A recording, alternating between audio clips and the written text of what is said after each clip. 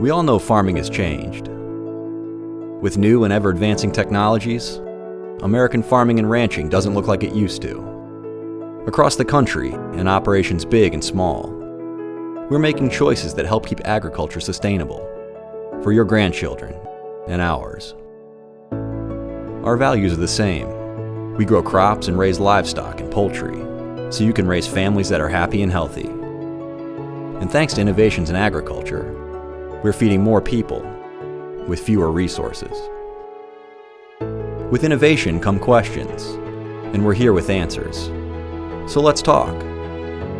From basic terminology so you can speak the same language and ask the right questions, to complex topics like environmental impact and GMOs.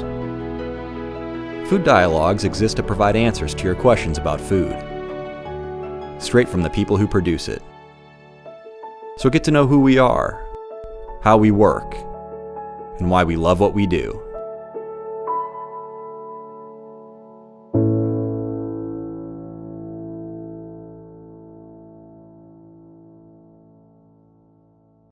Thank you for joining us for our Washington Week in Review. I'm Spencer Chase, joined as always by Agri-Pulse Senior Editor Phil Brasher, discussing the week that was, agriculturally speaking, in Washington, D.C. And the big theme in Washington, D.C. this week was delay. We saw a delay of the Senate's health care bill that's going to be addressed, we assume at this point, after the July 4th recess. But agriculturally speaking, there's some big implications for the delay of a House budget that was being considered. And the word on the street is, and a lot of that word on the street is due to Phil Brasher's reporting, is that the driving force behind that delay was some issues with funding of nutrition programs, and specifically House Agriculture Committee Chairman Mike Conaway stepping in and defending those programs from further cuts in the House budget. Phil, the delay that we saw, the House Republicans were looking to produce something, but that's been put off now. What should we read into the fact that there's been a delay in this House budget bill, and agriculture was potentially a big part of it? Yeah, to sort of lay out the context here, the Congress needs to agree on a budget resolution in order to do tax reform later. So it's a critical step for them for one of their, if not their highest single priority, and that's cutting taxes. There are about 30 or 40 members of the House, most conservative members. There are members of the House Freedom Caucus, and they've been pushing hard for this budget resolution to cut the food stamps, the Supplemental Nutrition Assistance Program, in part to pay for those tax cuts. They call it welfare reform.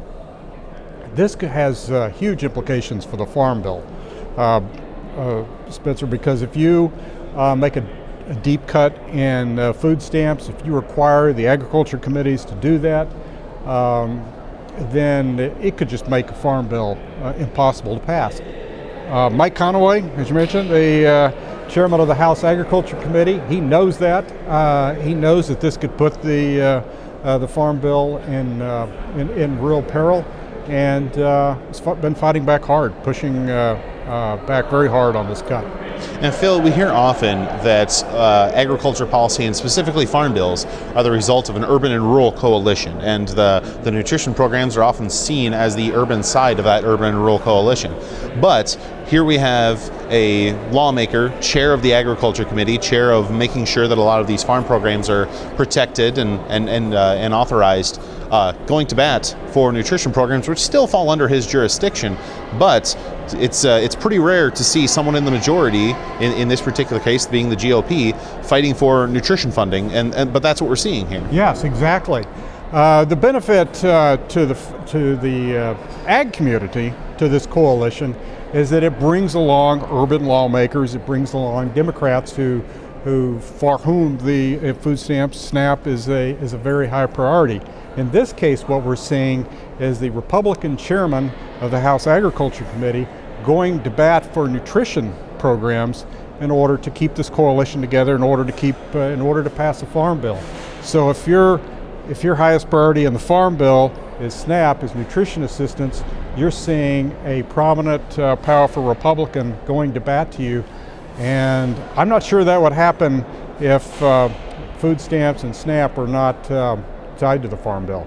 And Chairman Conaway has certainly taken his lumps for that this week. He was subject of a opinion piece from the folks over at Heritage. They're certainly expressing their displeasure with the fact that he's stepping in on these budget matters and what they see as good fiscal conservatism. So he's not exactly backed by certain members of his party for doing what he's doing. Yeah, he's really walking a fine line here, because he is making a point every time we talk to him that he's negotiating, he's talking, he wants to be helpful to the budget. He's not saying absolutely no, but he is trying to show that he's cooperative, trying to help with the budget. He knows he talks about the budget deficit and the federal debt.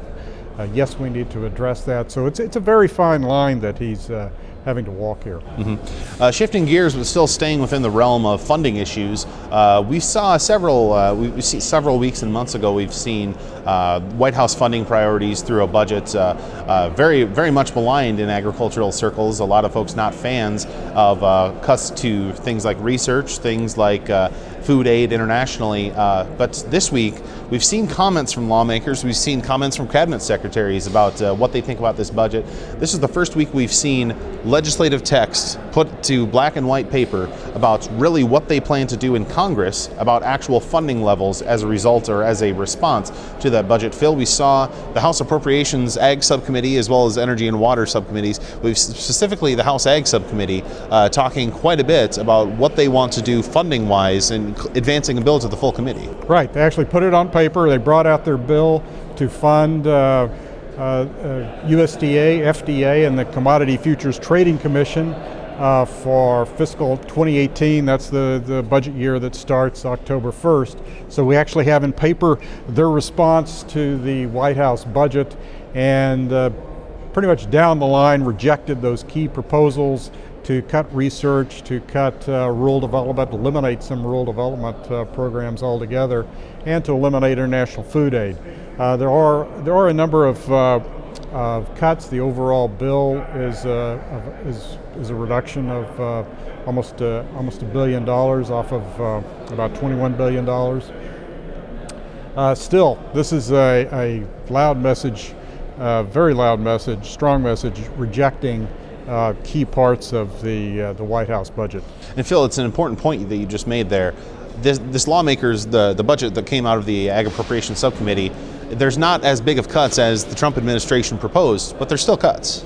Right, they're working, because they don't have that budget resolution that we talked about earlier, they don't have a hard number on what they're budgeting to, but they do have some working numbers, and they're definitely having it across, won't be just USDA and FDA, it's going to be other agencies as well. We're going to take what some Republicans would call a haircut, others would say it's a more serious reduction than that. But yeah, there are a number of reductions in some areas.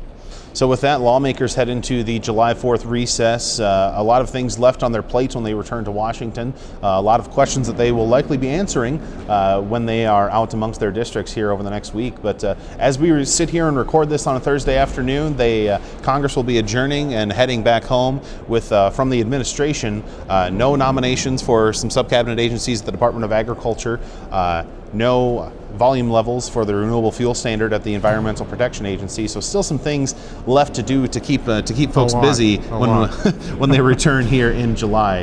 But and then there's that healthcare issue over in the Senate. That little healthcare bill that they're trying to get worked out right now. So certainly plenty of things on the to-do list when lawmakers return in early July, and we'll be sure to keep you up to date on all of those things and what they'll mean for agriculture and food policy moving forward. But that's going to do it for this week and for the month of June, really, here at the Washington Week in Review. Certainly appreciate you stopping by. But for Phil Brasher, I'm Spencer Chase. Have a good one.